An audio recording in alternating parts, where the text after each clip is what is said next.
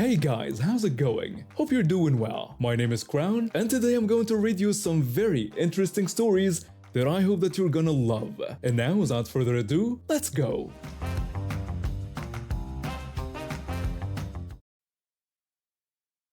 My wife has always been the kindest soul I've ever known.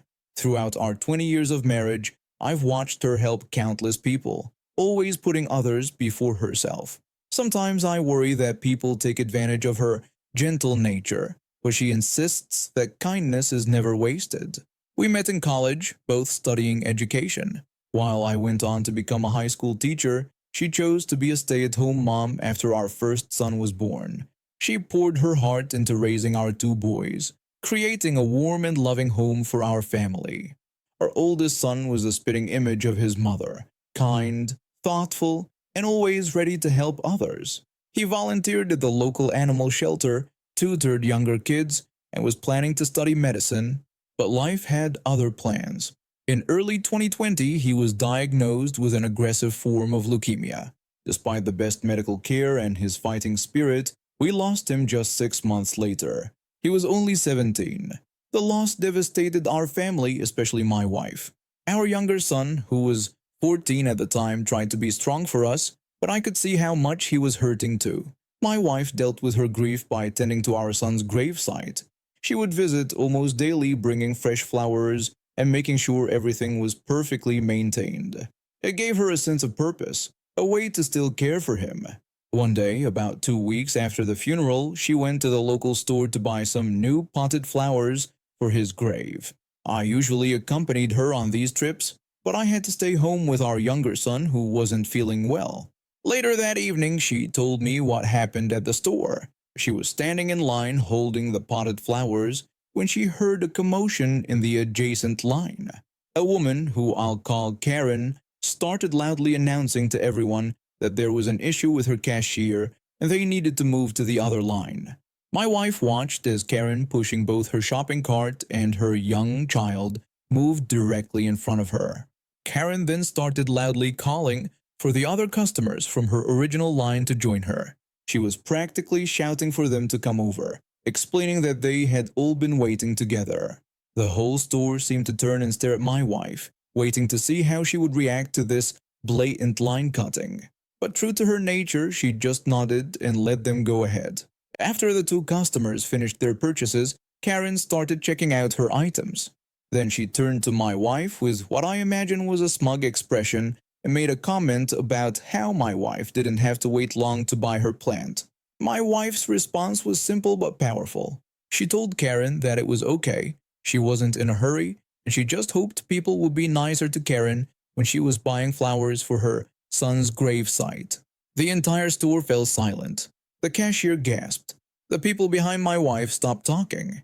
Karen's face turned pale and her eyes widened in shock. She grabbed her bags and practically ran out of the store, leaving her cart behind. When my wife told me this story, she was upset, thinking she had wished death upon Karen's child. But that wasn't what happened at all. She had simply spoken her truth, letting Karen know the real reason for her purchase. The fact that it made Karen realize the impact of her actions was just karma doing its work. The cashier ended up being incredibly kind to my wife, sharing that she had lost her father recently and understood the importance of these gravesite visits. She even gave my wife a discount on the flowers, despite my wife's protests. My wife still visits our son's grave several times a week, always making sure there are fresh flowers. She's still the same kind person she's always been, but that day at the store showed me that sometimes the quietest truth can speak the loudest volumes. The flowers she bought that day lasted longer than usual, and somehow I like to think our son would have been proud of how his mother handled that situation. My son and I moved to this neighborhood about 2 years ago after my wife passed away. We needed a fresh start, away from all the memories, and this place seemed perfect. Good schools, friendly neighbors, and peaceful surroundings. Well, most neighbors were friendly except for the woman next door and her daughter.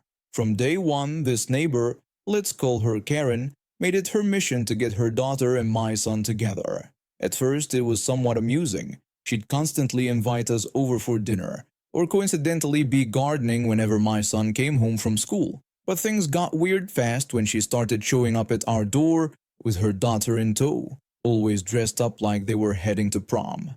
Whenever they showed up, I would politely decline their invitations, explaining that my son had homework to do. Karen would always brush off my excuses, insisting that her daughter had made cookies specially for him and that surely he could spare a few minutes. Her daughter would just stand there giggling and twirling her hair while my son tried his best to politely decline. The age gap alone made it inappropriate. My son was 17 and her daughter was 22. Plus, my son was clearly uncomfortable with the whole situation. Things escalated when my son started dating a girl from his school. Karen completely lost it. She cornered me in my driveway one morning, furiously accusing my son of leading her daughter on. When I tried to explain that my son had never shown any interest, she started ranting about how welcoming they'd been to us and how her daughter deserved better than some schoolgirl. I had to remind her that her daughter was an adult while my son was a minor and end the conversation there. That's when the harassment began. First, it was just angry glares and loud music at night. Then, I started finding my garden destroyed, plants uprooted. I installed security cameras, but they kept getting vandalized. One morning, I woke up to find all 4 of my car tires slashed. The police came, but without clear evidence, they couldn't do much. The dead animals started appearing in my mailbox a week later. First a squirrel, then birds, even a rabbit once. It was horrifying. My son was scared to leave the house alone, worried about what Karen or her daughter might do. I filed multiple police reports, but they said they needed to catch her in the act. That's where the neighborhood watch came in. They've been hearing similar stories from other neighbors. Apparently, Karen had a history of harassing people who wronged her, though never to this extent. They started doing extra patrols around our house. Their dedication paid off one night at around 2 a.m. I was awakened by shouting outside. Looking through my window, I saw Karen dressed in black trying to place what looked like a dead raccoon on our front porch. 3 neighborhood watch members had spotted her and were approaching. When they ordered her to stop, she yelled back at them to mind their own business, claiming this was between her and us. She tried to run, but in her panic, she tripped over one of the decorative rocks in my garden. When the watch members tried to detain her, she fought back like a wild animal, screaming about how we'd ruined her daughter's life. In the struggle, she somehow managed to break her leg. The screaming that followed was so loud it woke up the entire street. The police arrived within minutes. They found evidence linking her to all the vandalism and dead animals in her garage. She had pictures of everything she'd done, like some sick trophy collection. They also found receipts for the tire slashing and security camera damage. Her daughter wasn't even interested in my son. During the investigation, she confessed that her mother had been pushing her to pursue him, threatening to kick her out if she didn't comply. The daughter actually had a boyfriend in another city, but was too scared to tell her mother.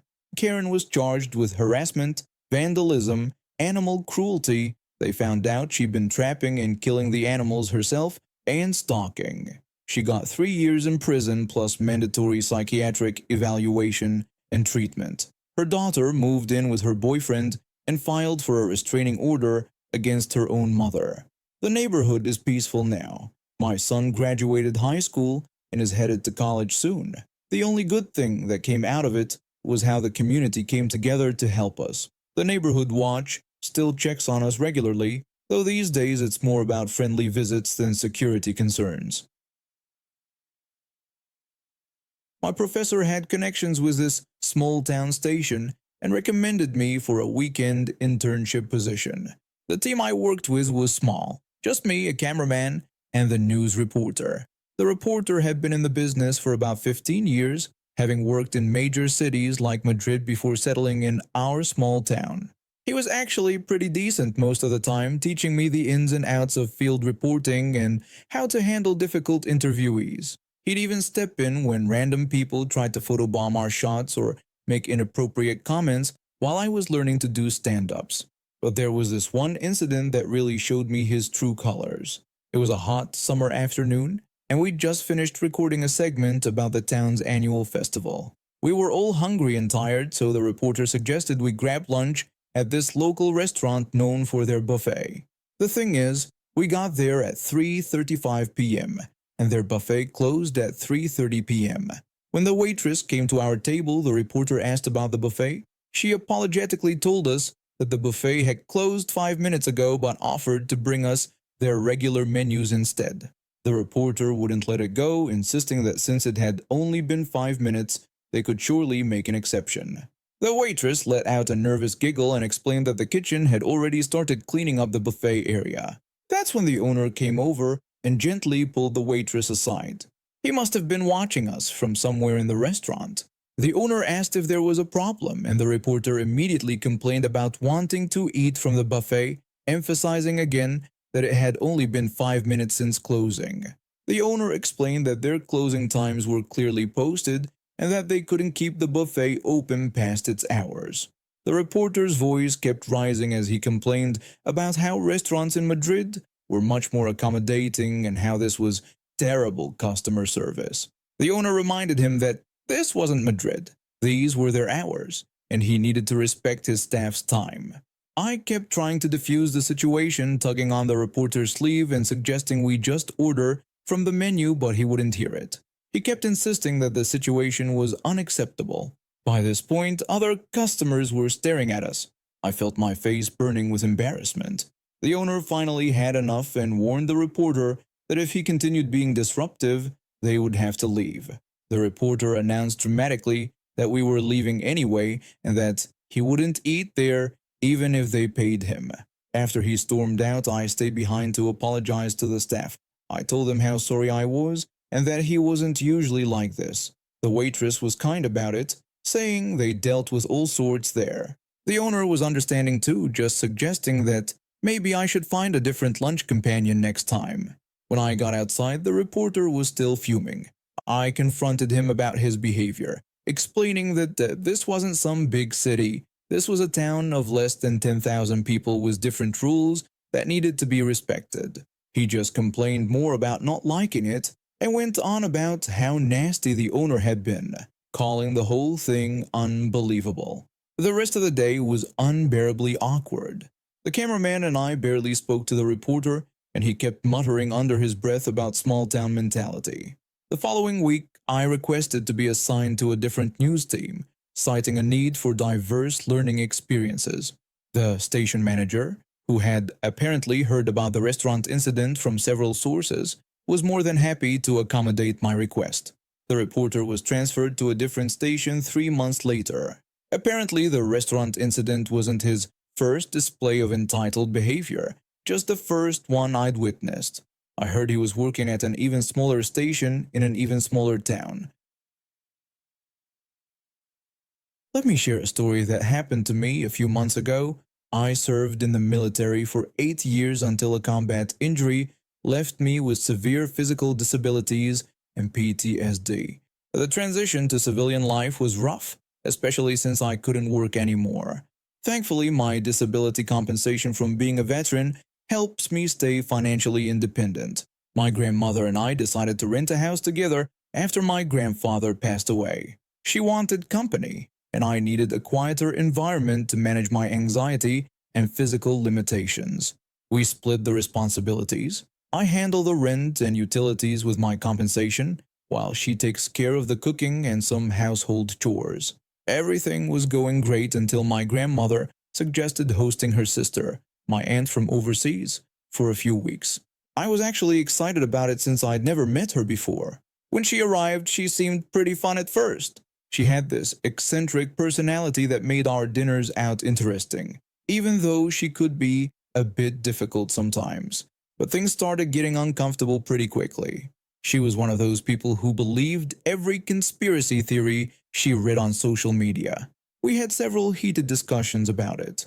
When I tried explaining that these theories had been debunked multiple times by experts, she just accused me of being a sheep who blindly believed the mainstream media. The tension really peaked during one particular incident about wearing masks during the pandemic. When I told her that masks were mandatory in public spaces and it was about public health, she refused, claiming she had a medical condition. When I asked what condition she had, she got defensive and said she didn't have to tell me because it was private information. The situation finally exploded when she cornered me in the kitchen one morning. She started lecturing me about how I should be grateful that my grandmother lets me live in her house. She went on to call me an ungrateful guest who was just mooching off my grandmother's kindness. I was stunned for a moment, then started laughing. I corrected her misconception by explaining that she was actually the guest in my home, not the other way around. I pointed out that I was the one paying the rent and utilities, and that we had been driving her around in my car. I finished by noting that she was actually the only person in the household who wasn't contributing anything. She turned bright red and walked away without another word. After that, she became surprisingly polite. The passive-aggressive comments stopped, and she even invited me to visit her overseas. I politely declined making a pointed comment about not wanting to be an ungrateful house guest. The irony wasn't lost on her. The most entertaining part came when she was leaving. She claimed there were no flights to her country, but I knew better. I did some digging and discovered there was actually one airline that operated regular flights there. Through some local connections, I found out she'd been banned from that airline for throwing a massive fit about wearing a mask on her flight here.